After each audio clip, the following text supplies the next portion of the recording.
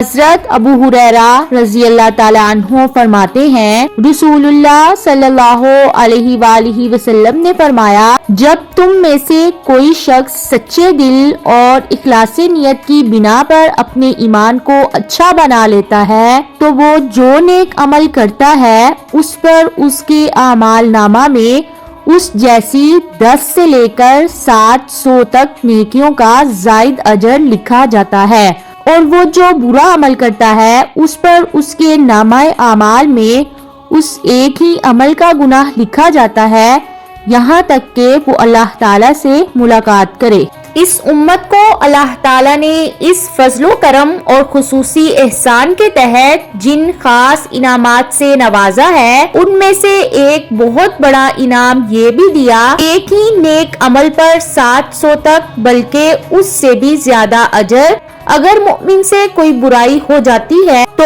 اس کا گناہ اضافے کے ساتھ نہیں لکھا جاتا، بلکہ جیسی برائی ہوتی ہے ویسا گناہ لکھا جاتا ہے۔